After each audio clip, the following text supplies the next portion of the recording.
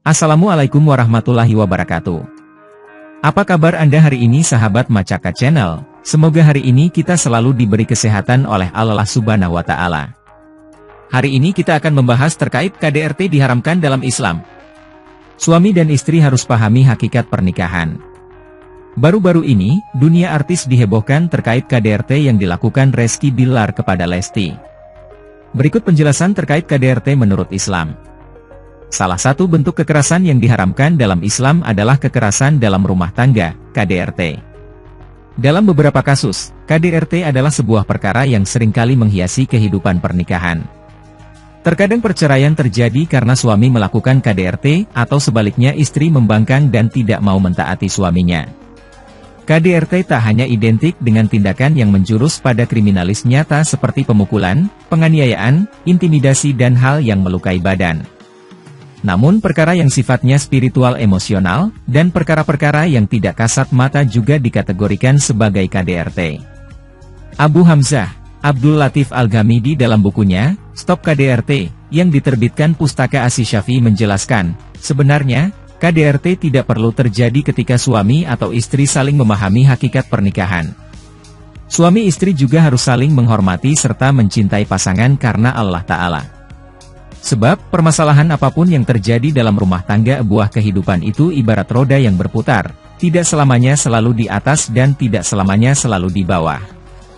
Begitupun kehidupan rumah tangga tidak selalu berjalan lurus seperti yang diimpikan. Banyak perhara yang sering terjadi misalnya kekerasan yang dilakukan oleh suami. Maka janganlah seorang suami itu menzolimi istrinya. Suami juga hendaknya jangan menuntut istrinya untuk melakukan sesuatu yang tidak mungkin ia sanggupi. Suami juga tidak boleh melupakan peranannya dan melalaikan tugasnya serta menzalimi orang yang paling berhak menerima perlakuan baiknya, yakni istri. Suami harus menghargai istri karena telah mencurahkan cinta dan hatinya, menyerahkan kehormatan dan harga dirinya yang telah memberikan ketundukan dirinya dengan penuh ketaatan dan keridoan kepada suami. Dari Aisyah radhiyallahu anha ia berkata, Rasulullah bersabda, "Yang terbaik di antara kalian adalah yang paling baik kepada istrinya.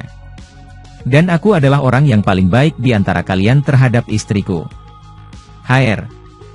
Tirmidzi dan Ibnu Majah. Ironisnya, istri yang seharusnya disayang, diperhatikan, dikasihani, dan diperlakukan dengan lemah lembut tidak jarang ditindas dan disakiti hatinya, dijatuhkan kemuliaannya, diusik ketenangannya, direnggut kebahagiaannya serta dizolimi haknya. Semua itu dilakukan dengan serangkaian tindak kekerasan yang tiada terkira dan tidak pernah terbayangkan sebelumnya. Allah Ta'ala berfirman, "Dan bergaullah dengan mereka secara patut, kemudian jika kamu tidak menyukai mereka, maka bersabarlah, karena mungkin kamu tidak menyukai sesuatu, padahal Allah menjadikan padanya kebaikan yang banyak." Quran Surah An-Nisa, ayat 19. Jika seorang mencari pasangan hidup sempurna tanpa cacat, silahkan ia mencarinya dalam surga Jannatun Naim sebab semua itu hanya ada di sana.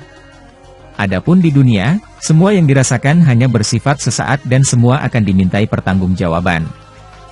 Sesungguhnya ada seseorang berkata kepada Rasulullah Shallallahu Alaihi Wasallam, "Wahai Rasulullah, saya mendengar doamu tadi malam, maka doa yang sampai kepadaku adalah engkau mengucapkan, 'Ya Allah, ampuni dosa saya, berilah saya rasa kelapangan di rumah saya sendiri, dan berkatilah rezeki saya.'"